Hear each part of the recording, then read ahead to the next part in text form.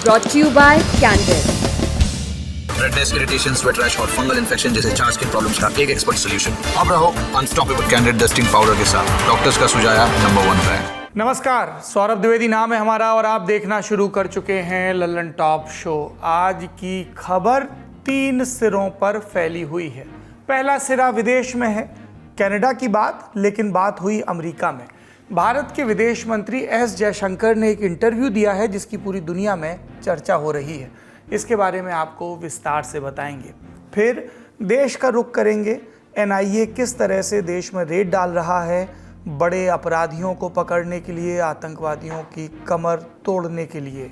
और सवाल ये पूछा जा रहा है सोशल मीडिया पर कि क्या निज्जर के बाद डल्ला पर शिकंजा कसने वाला है। ये डल्ला कौन है जिस पर ये जांच एजेंसी इतना फोकस किए हुए है, और कौन कौन से गैंग हैं जो निगहबानी की जद में है, इस पर बात करेंगे। बात इस पर भी करेंगे कि सुप्रीम कोर्ट ने बीते दिन किस बात के लिए केंद्र सरकार को, नरेंद्र मोदी सरकार को आड़े हाथों लिया, और इसी बात का सिरा पकड़कर मणिपुर चलेंगे। बीती शाम इंटरनेट बहाल हुआ था और उस पर फिर से पाबंदी लगा दी गई, लेकिन तब से अब तक क्या हुआ सब बताएंगे विस्तार से। सबसे पहले बात कनाडा की। भारत के विदेश मंत्री एस जयशंकर ने कल न्यूयॉर्क में जब यूएन को संबोधित किया तो कहा कि सियासी सहूलियत के हिसाब से आतंकवाद, चरमपंथ और हिंसा पर एक्शन नहीं लेना चाहिए। उन्होंने कनाडा का तब नाम तो नहीं लिया, लेकिन लोग इतने सयाने तो हैं ही कि मतलब निकाल लें। जयशंकर का निशाना साफ था, लेकिन अपने इस भाषण के बाद वो न्यूयॉर्क के काउंसिल ऑफ फॉरेन रिलेशन गए। वहाँ उनसे बातचीत हुई, सवाल पूछे गए कि कनाडा ने भारतीय एजेंसी पर आरोप लगाए हैं, उस पर भारत ने कुछ कहा क्या। एस जयशंकर का जवाब था, हमने कनाडा से बोला है कि ये भारत सरकार की नीति नहीं है। अगर आपके पास कोई विशिष्ट जानकारी है तो हमें बताएं, हम इस पर विचार करने के लिए तैयार हैं। भारत के विदेश मंत्री ने आगे कहा, हमने कनाडा को वहां हो रहे संगठित अपराध की जानकारी दी थी, बड़ी तादाद में प्रत्यर्पण के अनुरोध भी किए थे। वहां कई आतंकियों की पहचान हुई है। आप ये समझते हैं कि वहाँ क्या हो रहा है। वहाँ के राजनीतिक कारणों से हमारी चिंताएं बढ़ी हैं। हमारे राजनयिकों को धमकाया जा रहा है, हमारे दूतावासों पर हमले किए जा रहे हैं। वहाँ अक्सर हमारे देश की राजनीति में दखल देने की बातें की जाती हैं। अक्सर इन सब बातों को लोकतंत्र के नाम पर सही ठहरा दिया जाता है। ये भारत का, जयशंकर का सीधा वार था। न नाम छुपाए जा रहे थे, न शब्द पीसे जा रहे थे। साफ कहा जा रहा था कनाडा के राजनीतिक कारणों से वहां रह रहे भारतवंशी खतरे में हैं। इस पर विस्तार से हमने पिछले कई लल्लन टॉप शोज और दुनियादारी के अंकों में बात की है। लेकिन जयशंकर के बयान के बाद ये सवाल जाहिर है कि दुनिया के पटल पर भारत जो बातचीत कर रहा है उसके निहितार्थ क्या है और बात किस दिशा में जा रही है। कनाडा क्या कदम उठाएगा, सुनते हैं एक्सपर्ट से। अगर आप देखें तो अगर भारत के नजरिए से देखेंगे तो मुझे लगता है भारत ने एक उचित समय और एक उचित स्थान का इंतजार किया और वहां पे उन्होंने अपनी बात कही है। तो और जहां तक यूएन असेंबली की बात है, जहां पे हमारे विदेश मंत्री जो डॉक्टर जयशंकर, उन्होंने जो अपना एक जो वक्तव्य रखा, उसमें उन्होंने भले ही एक तरीके से डायरेक्टली उन्होंने कनाडा का नाम नहीं दिया, लेकिन उन्होंने बहुत इंपॉर्टेंट एक बात जो वो कही थी वो ये थी कि पॉलिटिकल कन्वीनियंस, जिसको कि आप सियासी सहूलियत की बात कह रहे हैं, कि वो that should not dictate your response to terrorism, extremism and violence. I think वो बहुत बड़ा एक स्टेटमेंट था और सबको समझ आ गया था कि इशारा किसके तरफ है इस बात। तो डॉक्टर जयशंकर ने मेरे ख्याल से एक तरीके से देखिए तो उस जो मंच है, जो यूएन का मंच है, उसकी गरिमा का सम्मान किया और वहां पे एक जो कहते हैं कि नेम कॉलिंग नहीं की, जो कि पाकिस्तान जैसे देश करते आए हैं बहुत सालों से। और जिस तरीके से अभी बयानबाजी चल रही है दोनों देशों में, आई थिंक भारत ने इस चीज को यूएन पे कह के जो मुद्दे पे वो बात करके एक तरीके से अपना पक्ष जो है वो पूरे विश्व के सामने रख दिया है। तो मुझे इसीलिए लगता है कि सिंस अगर आज हम सितंबर में हैं और अभी तक उन्होंने कोई अरेस्ट नहीं कर पाए इस मामले में, तो आगे भी मुझे इसकी कोई उम्मीद नहीं दिखाई पड़ती कि वो ऐसा कुछ सबूत पेश कर पाएंगे। वो उन्होंने बस वो बात कह दी तो कह दी। मैं बिल्कुल सहमत हूँ जयशंकर से। उन्होंने साफ तौर पे कनाडा को एक किस्म से शीशा दिखा दिया, आईना दिखा दिया है और साफ तौर पे कहा कि पॉलिटिकल गेन्स को मद्देनजर रखते हुए आप टेररिज्म को प्रमोट नहीं कर सकते। उन्होंने बड़े साफ शब्द में कहा है कि हमने कनाडा को हर प्रकार से इन्फॉर्मेशन दी है, एक्स्ट्राडिशन रिक्वेस्ट किए, लेकिन उसको कनाडा हमेशा ही नज़रअंदाज करता रहा है और अभी समय आ गया कि हम इसको एक्सेप्ट नहीं कर सकते। हमारे देश की सॉवरेनिटी और इंटीग्रिटी का ताल्लुक है, और जो हमारे देश के लिए खतरा है, जो हमारे देश के डिप्लोमेट्स को के लिए खतरा है, जो हमारी एम्बेसीज के लिए खतरा है, और हमारे क्या कहते हैं कौंसल्स के लिए खतरा है, हमारे हिंदुस्तान के लोगों के लिए खतरा है, हम उसको कैसे एक्सेप्ट कर सकते हैं। उन्होंने कहा हम कनाडा को हर प्रकार से इन्फॉर्मेशन देते हैं, उनसे हर प्रकार की कोऑपरेशन कर रहे हैं, लेकिन उसके बावजूद कनाडा का रवैया जो है वो अनफ्रेंडली है, और ये इसको हम एक्सेप्ट कभी नहीं कर सकते। इन सब बातों के बीच भारत की राष्ट्रीय जांच एजेंसी एनआईए भी एक्शन में है। National investigative agency Punjab, Delhi, Rajasthan, Haryana, Chandigarh, Uttarakhand और उत्तर प्रदेश 7 राज्य और इनकी 53 लोकेशन। 27 सितंबर के दिन एनआईए ने इन राज्यों में इन लोकेशंस पर छापे मारे और ये सारे छापे ज़्यादातर एक बड़े गैंगस्टर से रिलेटेड हैं जिसका नाम है अर्शदीप सिंह डल्ला। इसके अलावा कुछ और गैंग भी हैं जिनके सहयोगियों के ठिकाने पर छापे मारे गए। इनके नाम क्या हैं? Lawrence Bishnoi gang, Davinder Bambiha gang, काला जठेड़ी गैंग, सुक्खा दुनके गैंग, ये 4। लेकिन ये सारे जो बाद वाले गैंग हैं इन पर फिलहाल एनआईए का फोकस कम है, ज़्यादा फोकस है डल्ला पर। डल्ला की कहानी विस्तार से बताएंगे, पहले जान लेते हैं इस छापेमारी का मकसद क्या है। एनआईए ने इस रेड को लेकर एक बयान जारी किया, कहा कि इनका मकसद ड्रग्स, हथियार और पैसे के नेक्सस की कमर तोड़ना है। इन तीनों गैंगों के बारे में बताया गया कि ये पाकिस्तान, संयुक्त अरब अमीरात यानी यूएई, कनाडा और पुर्तगाल में बैठी ड्रग स्मगलर्स और आतंकवादियों के साथ मिलकर काम करते हैं। इस गैंग के लोग अलग अलग प्रदेशों की जेल में भी बंद हैं, वहाँ प्लानिंग करते हैं और बाहर मौजूद उनके गुर्गे उस प्लानिंग को हकीकत में बदलते हैं। प्लानिंग में मर्डर सबसे अहम है। एनआईए ने कुछ ऐसे केसेस का जिक्र भी किया है, मसलन महाराष्ट्र के बिल्डर संजय बयानी का मर्डर, खनन व्यापारी मेहाल सिंह का मर्डर, कबड्डी खिलाड़ी संदीप नांगल अंबिया का मर्डर। पिछले साल ये मर्डर हुए जो इन 3 गैंगों से जुड़े लोगों ने कराए। हालांकि एनआईए ने यह भी कहा कि इसे इंडिया में चलाने वाले कई लोग अब देश छोड़कर चले गए हैं, विदेश से ऑपरेट कर रहे हैं। रेड के समय गिरफ्तारी की भी खबर आई। पंजाब के फिरोजपुर से सुंदर उर्फ जोरा को अरेस्ट किया गया। जोरा डल्ला का करीबी है, उसके लिए काम करता है। अब बात डल्ला की। डल्ला 2020 में इंडिया छोड़कर भाग गया था, उसे शरण मिली है कनाडा में। अर्शदीप डल्ला पूरा नाम, कनाडा में रहकर टारगेट किलिंग करवाता है, पैसे की उगाही करता है, खालिस्तानी आतंकियों के छोटे मोटे ऑपरेशन में पैसे लगाता है, स्मगलिंग से भी कमाता है और उगाही तो है ही। निशाने पर कौन होते हैं? पंजाबी म्यूजिक और मूवी इंडस्ट्री में काम करने वाले प्रोड्यूसर और डायरेक्टर, जिन्हें जान से मारने की धमकी देकर उगाही की जाती है। डल्ला किसके साथ काम करता है? अपने सबसे करीबी यार के साथ काम करता है, नहीं काम करता था। ये सबसे करीबी यार कौन था? उसका नाम था हरदीप सिंह निज्जर। जी वही निज्जर जिसका कनाडा में मर्डर हुआ और उसके बाद आनंद फानंद में कनाडा ने भारत को दोषी ठहरा दिया। वही निज्जर जो कनाडा की नज़र में एक धार्मिक नेता था, लेकिन भारत ने सबूत रखे हैं कि वो एक खालिस्तानी आतंकवादी था। और कनाडा में बैठकर ये दोनों यानी निज्जर और डल्ला क्या काम करते रहे? इन्होंने खालिस्तान टाइगर फोर्स यानी KTF बनाया और इससे कहानी आगे बढ़ी। खबरों के मुताबिक डल्ला और निज्जर लोकल प्रोटेस्ट के अलावा हथियारों की फौज खड़ी कर रहे थे। 700 से ज़्यादा शूटर। भर्ती कैसे होते थे ये? पंजाब से। फिर कनाडा बुलवाकर हथियारों की ट्रेनिंग देकर पंजाब वापस भेजा जाता था। जब ये शूटर पंजाब आते तो उन्हें हत्या करने या धमकाने के लिए हथियार चाहिए होते, और ये कहाँ से मिलते? पाकिस्तान से। और वहाँ की खुफिया एजेंसियाँ इसमें मदद करती। वहाँ पर बैठा एक शख्स नवीन बाली, उसका नाम भी सामने आ रहा है जाँच में। डल्ला और निज्जर वाले बाली से कांटेक्ट करते और उसके बाद पैसे भिजवाए जाते और फिर ड्रोन के जरिए भारतीय सीमा के अंदर हथियार गिराए जाते। इंडिया में हथियारों की रसीद और उनकी डिस्ट्रीब्यूशन का काम देखता है बम्बीहा गैंग। शूटरों तक हथियार पहुंचाए जाते हैं। कई खबरों में इस डल्ला के कनेक्शन लश्कर से जुड़े कुछ ऑपरेटिव्स के साथ, आतंकियों के साथ भी बताए गए हैं। डल्ला के शूटर्स को हथियार तो पंजाब के उस पार पाकिस्तान से मिल गए, लेकिन पैसों की ज़रूरत होती है और उसके लिए स्थानीय रूप से पेमेंट नहीं किया जाता। पैसे सीधे कनाडा से आते हैं। इसमें MTSS यानी मनी ट्रांसफ़र सर्विस स्कीम का सहारा लिया जाता है। ये क्या है स्कीम? विदेशों से भारत में पैसे भेजने की स्कीम, जिसका इस्तेमाल रिश्तेदार अमूमन आपस में मनी ट्रांसफ़र के लिए करते हैं। डल्ला की कारस्तानी इतनी ही नहीं, पंजाब पुलिस ने कई मौक़ों पर उस पर आरोप लगाए कि वो स्थानीय गुर्गों की मदद से पंजाब में बैठे धर्म गुरुओं की भी हत्या करवाना चाहता है। इस तरह के हमले प्लान किए गए पर हत्या हो नहीं पाई। कई बार उगाही और रंगदारी के केस में मर्डर करवाकर भी खुश हो चुका है वो। उड़ती खबरें ये भी बताती हैं कि अगर डल्ला और उसके यार निज्जर में मर्डर काउंट की तुलना हो तो डल्ला ने ज़्यादा लोगों की हत्या की है। निज्जर मारा जा चुका है। 20 सितंबर को डल्ला का करीबी सुक्खा दुनके भी कनाडा में मारा गया। डल्ला पर भारत ने 10 लाख का इनाम रखा है और उसके ठिकानों पर छापेमारी चालू है। इशारा साफ है, भारतीय एजेंसियां डल्ला के आतंक का पूरा सिस्टम बिगाड़ देना चाहती हैं और हमें भी उम्मीद है कि ऐसे आतंकियों को उनकी सही जगह पहुंचाने में एजेंसियों को जल्द सफलता मिलेगी।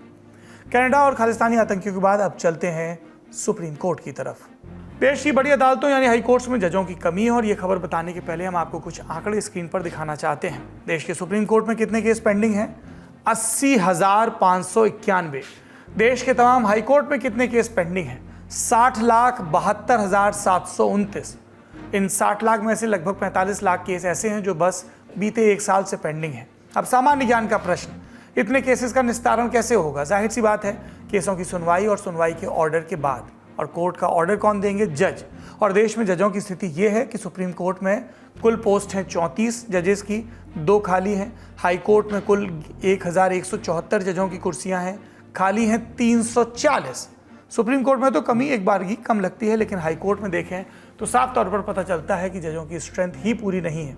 अब इसी संख्या को पूरा करने के लिए सुप्रीम कोर्ट का कॉलेजियम लगातार जजों के नाम केंद्र सरकार के पास भेज रहा है, पर केंद्र सरकार समय से एक्शन नहीं ले रही और अब इसी बात को लेकर सुप्रीम कोर्ट और सरकार में फिर से झगड़ा हो गया।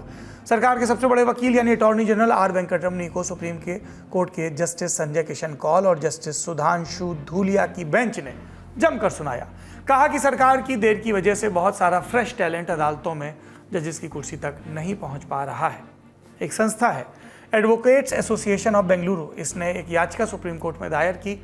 इसमें कहा गया कि सुप्रीम कोर्ट केंद्र सरकार के खिलाफ अदालत की अवमानना का केस चलाए। वजह बताई, सरकार जजों की नियुक्ति में देर कर रही है और इसी मामले में कोर्ट में 26 सितंबर को सुनवाई हुई। ये जो 2 जस्टिस हैं इनकी बेंच में। सरकार इस केस में एक पार्टी है तो सरकार के वकील को कोर्ट में खड़ा होकर सुनना पड़ा। द हिंदू अखबार की खबर के मुताबिक सुप्रीम कोर्ट ने कहा कि हमने इतने नामों को चुनकर सरकार के पास भेजा। वो लोग लॉ की प्रैक्टिस छोड़कर बेंच से जुड़ना चाह रहे हैं, लेकिन सरकार नामों की छटनी में व्यस्त है। कोर्ट ने आगे कहा कि सरकार किसी एक नाम के ऊपर किसी दूसरे नाम को प्रेफर कर रही है। ऐसा करने का कारण भी किसी को नहीं मालूम। ऐसे में जो लोग जजेस की बेंच ज्वाइन करना चाहते हैं वो सरकार की देरी का शिकार हो रहे हैं। इसके बाद जस्टिस कौल और जस्टिस धूलिया ने कहा कि सरकार की इस देर की वजह से कुछ लोगों ने संभावित जज की लिस्ट से अपने नाम वापस ले लिए हैं। उन्होंने कहा कि जुडिशरी ने अच्छा टैलेंट खोया है, लोग अच्छे इसमें आना नहीं चाह रहे हैं उतनी संख्या में। आगे बढ़ने के पहले समझ लेते हैं फिर से कि देश में जजों की नियुक्ति कैसे होती है हाई कोर्ट और सुप्रीम कोर्ट में। अभी का जो कायदा है, सुप्रीम कोर्ट हाई कोर्ट के सीनियर जजों का समूह आपसी सलाह मशवरे के बाद सरकार को कुछ नाम भेजता है। इन नामों को अलग अलग कोर्ट में जज के रूप में नियुक्त करने की सिफारिश की जाती है। फिर कानून मंत्रालय की ओर से इन नामों को अमूमन वेटिंग के बाद अप्रूव कर दिया जाता है, नियुक्ति हो जाती है। अब ये बात भी है कि समय समय पर इस कॉलेजियम सिस्टम के द्वारा जज बनाने की व्यवस्था को बदलने की बात हुई है। सरकार को लगता है कि जज मनमाने ढंग से आगे के जजेस की नियुक्ति कर रहे हैं। इस फैसले में सभी सरकारों को लगता रहा है कि उनका भी एक मत होना चाहिए। अब लौटते हैं खबर पर। कोर्ट में चल रही बहस, सरकार पर आरोप मौजूदा कि वो कॉलेजियम द्वारा भेजे ताज़ा नामों पर देर कर रही है। कितनी देर? खबरों के मुताबिक सुप्रीम कोर्ट ने 70 लोगों के नाम नवंबर 2022 में सरकार को भेजे थे। ये नवंबर 2022 की बात है। अब क्या है? सितंबर 2023, यानी 11 महीनों की देर नरेंद्र मोदी सरकार ने कर दी है। सुप्रीम कोर्ट ने सरकार से यह भी कहा कि अगर आपको हाई कोर्ट कॉलेजियम से नाम मिलते हैं तो बेसिक काम यह है कि आप उन्हें सुप्रीम कोर्ट के कॉलेजियम भेज दें ताकि विचार हो सके। इसके बाद कोर्ट ने सरकार से कहा कि आपने इतना बेसिक काम तक नहीं किया, केवल नई नियुक्ति में ही ढिलाई नहीं बरती, ट्रांसफ़र में भी ऐसा हुआ। 26 लोगों के ट्रांसफ़र का कागज़ पत्र भेजा था, लेकिन उस पर भी काम नहीं किया। इस पर नरेंद्र मोदी सरकार के वकील का क्या जवाब रहा? अटॉर्नी जनरल आर वेंकटरमणी ने कहा कि उन्हें इस बारे में और जानकारी जुटाने के लिए 1 हफ्ते का वक्त चाहिए। सुनवाई की अगली तारीख मुकर्रर हुई 9 अक्टूबर 2023, लेकिन अपनी किताब में अगली तारीख लिखते हुए जजेस ने एक बात और साफ शब्दों में कही, आपने समय मांगा है इसलिए मैं कुछ नहीं कह रहा, लेकिन अगली बार बहुत कुछ कहूँगा। अब ये प्रैक्टिस कितनी ज़रूरी है, कितनी जल्दी होनी चाहिए, एक उदाहरण से समझिए। मणिपुर का उदाहरण है। इस साल फरवरी में मणिपुर हाईकोर्ट के जज MV मुरलीधरन को हाईकोर्ट का एक्टिंग चीफ जस्टिस नियुक्त किया गया, कार्यकारी। नियुक्ति के कुछ महीनों बाद जस्टिस मुरलीधरन ने एक आदेश पास किया जिसमें मैतेई समुदाय को अनुसूचित जनजाति में शामिल करने को लेकर उचित सर्वे और कार्रवाई की बात कही। आदेश के सामने आने के बाद मणिपुर में हिंसा शुरू हुई। कुकी और मैतेई एक दूसरे की लाशें गिराने लगे। जब गृह मंत्री अमित शाह मणिपुर के 3 दिनों के दौरे पर गए थे कुछ महीने पहले, तब भी उन्होंने कोर्ट के इस आदेश की निंदा की थी। आपने सही सुना, गृह मंत्री ने हाईकोर्ट के आदेश की निंदा की थी। बहरहाल ये आदेश पास करने वाले जस्टिस मुरलीधरन थे एक्टिंग चीफ जस्टिस। उन्हें कुर्सी से हटना था, नए जज को बैठना था। लिहाजा जुलाई में सुप्रीम कोर्ट कॉलेजियम ने मणिपुर हाईकोर्ट के चीफ जस्टिस के तौर पर दिल्ली हाईकोर्ट के जज सिद्धार्थ मृदुल का नाम भेजा। कॉलेजियम के सुझाए नाम को केंद्र सरकार ने मणिपुर सरकार को भेजा। मणिपुर सरकार को इसे स्वीकार करना था, फिर फाइल केंद्र के पास आती और नियुक्ति होती। पर कॉलेजियम की सिफारिश अभी तक मणिपुर सरकार और केंद्र सरकार के बीच अटकी है। परमानेंट चीफ जस्टिस की नियुक्ति लटकी है और एक विवादास्पद आदेश पारित करने वाले जज कुर्सी पर बैठे हैं और नए चीफ जस्टिस इंतजार कर रहे हैं। अब आप इस उदाहरण से समझिए बीते दिन सुप्रीम कोर्ट में जो हियरिंग हुई उसका महत्व। कोर्ट ने सरकार को कहा, सरकार ने क्या कहा हमने आपको बता दिया। सब जगह समय मांगा जा रहा है, लेकिन मणिपुर हर बीतते समय के साथ दुखद खबरें दे रहा है।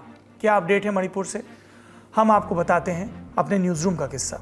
हमने बीते दिन के शो में आपको बताया कि मणिपुर में मोबाइल इंटरनेट सेवा बहाल हो गई। वीडियो वायरल होने लगे हत्या के, कत्ल के, गुमशुदगी के और अफवाहों के भी। लेकिन ये शो जब तक आप तक पहुंचा, एक खबर और आ गई, मोबाइल इंटरनेट फिर से मणिपुर में बंद कर दिया गया। और उसके बाद क्या हुआ उसका अंदाज़ा आप इस वीडियो से लगाइए।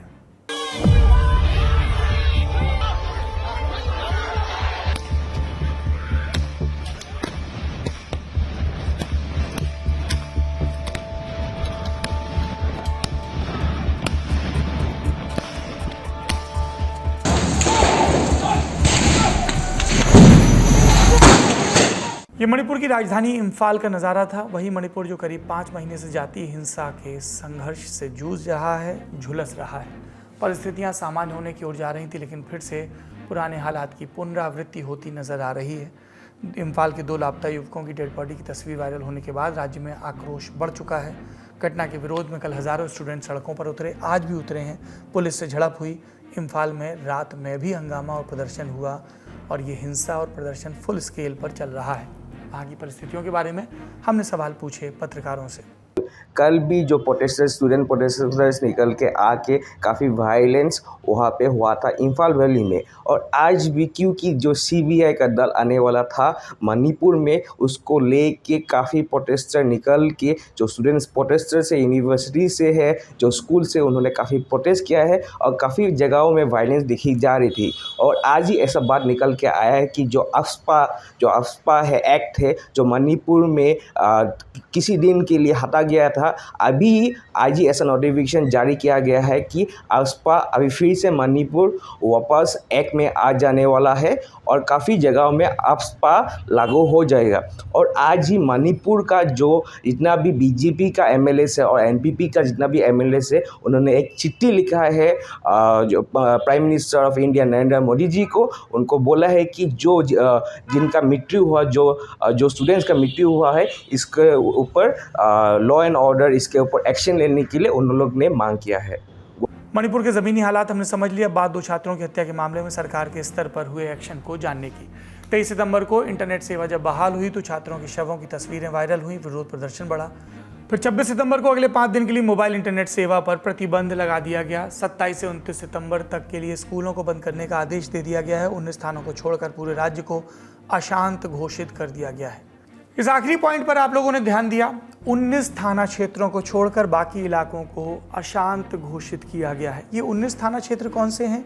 घाटी के इलाके हैं जहां पर मैतेई संप्रदाय बाहुल्य है, पूरी जो वहां की डेमोग्राफी है। और बाकी पहाड़ी इलाके जिन्हें अशांत घोषित किया गया है, 19 से इतर वो हैं जहां पर कुकी संप्रदाय के लोग रहते हैं। अब सुनिए, प्रोटेस्ट कहाँ हो रहा है? इम्फाल में हो रहा है। इम्फाल कहाँ आता है? घाटी के इलाके में, पर वो अशांत घोषित नहीं किया गया है। पहाड़ी इलाके घोषित किए गए हैं, यानी वहाँ पर फोर्सेस का मूवमेंट होगा। अब कैसे बहाली होगी शांति की, आप खुद समझ सकते हैं।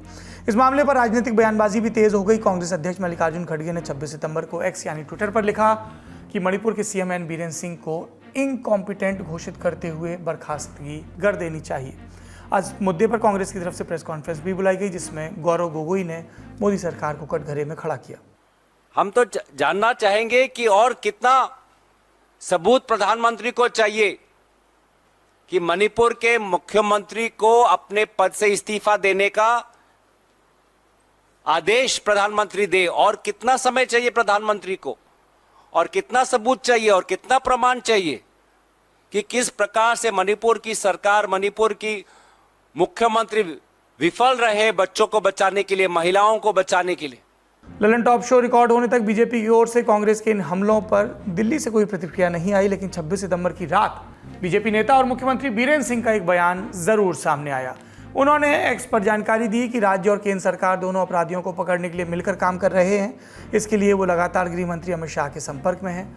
बीरेंद्र सिंह ने बताया कि मामले की जांच में तेजी के लिए सीबीआई के स्पेशल डायरेक्टर अजय भटनागर के नेतृत्व में एक टीम इम्फाल आने वाली है और ये पहुंच चुकी है। बीती रात उन्होंने बताया था। ये अब का अपडेट है। आज के शो में खबरों का सिलसिला यही, इस उम्मीद के साथ कि मणिपुर में हिंसा का सिलसिला थमे। हिंसा थमेगी तो उम्मीद लौटेगी। आखिरी में उम्मीद की बात, और उसमें भी फिर से खेल और खिलाड़ियों का जिक्र। एशियाड गेम्स चल रहे हैं, भारत भाग ले रहा है इसमें एक इवेंट हुई जिसका नाम है 50 मीटर राइफल। भारत को मिला गोल्ड, और गोल्ड दिलाने वाली खिलाड़ी का नाम सिफत कौर समरा।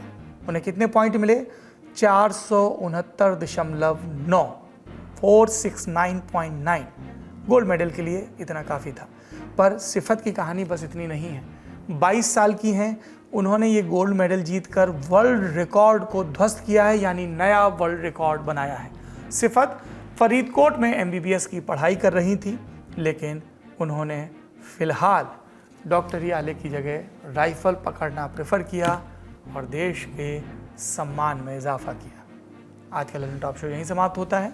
आप भी देश के सम्मान में इजाफा करिए, कुछ ना कुछ काम करते रहिए। शुभ रात्रि।